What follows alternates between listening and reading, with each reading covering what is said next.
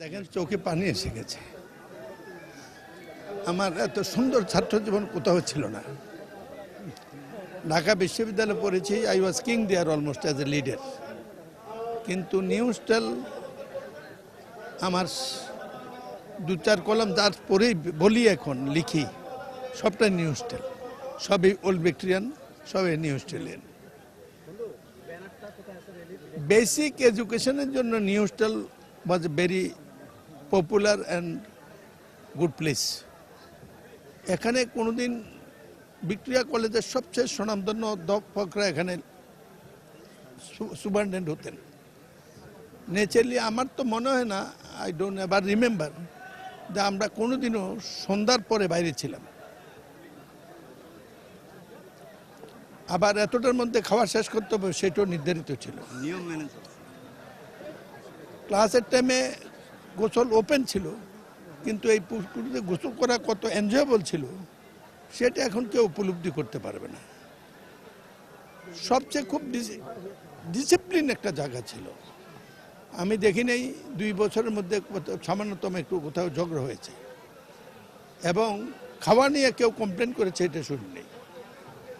Normal টিউবওয়েলে পানি খেয়েছি, এই আমার দাঁত নষ্ট হয়েছে নিউজটেলে আয়রন পানি খেয়ে, কিন্তু পানি সুস্বাদু ছিল, গোসলটা এনজয়েবল ছিল, স্টেটা সুখকর ছিল, লেখাপড়াটা ওয়ান্ডারফুল ছিল, এবং আমরা সেখানে শিখেছি।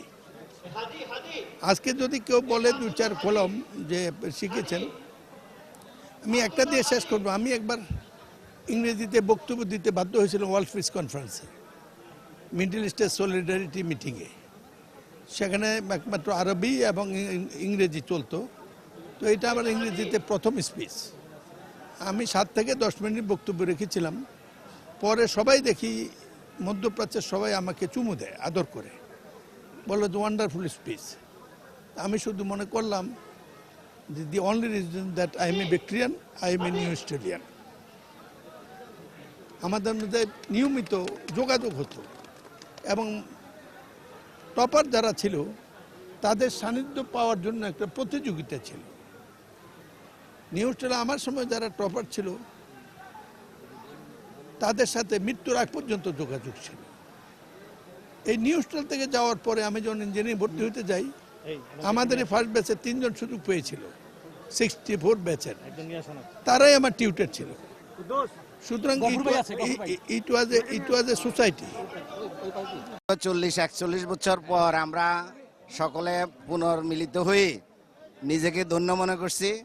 আর এই আয়োজনের সাথে আমাদের বন্ধু বান্ধব এবং অগ্রজ অনুজ ভাই যারাই জড়িত, ভাই বন্ধু যারাই জড়িত আছে, সকলকে অনেক অনেক ধন্যবাদ।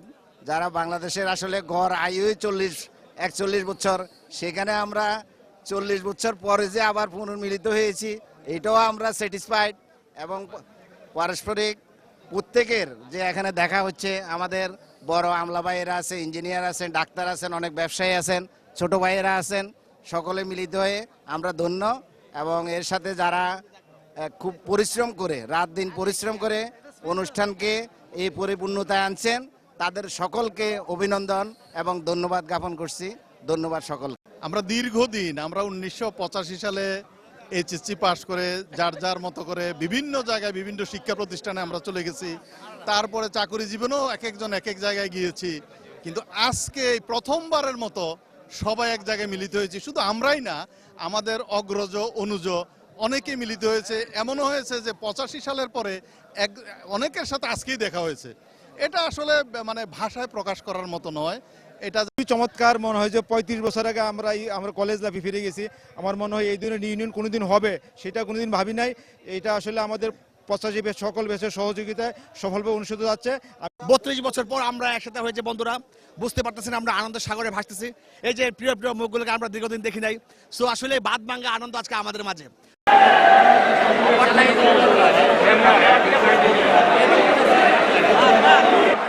আপাতত আগামী 1-1.5 ঘন্টা আমি আপনাদের সাথে থাকবো। আমার নাম আব্দুল কুদ্দুস রাফাত। আমি না কেন আমাদের জীবনের সেরা বসন্তটা কিন্তু কেটেছে এই হোস্টেলের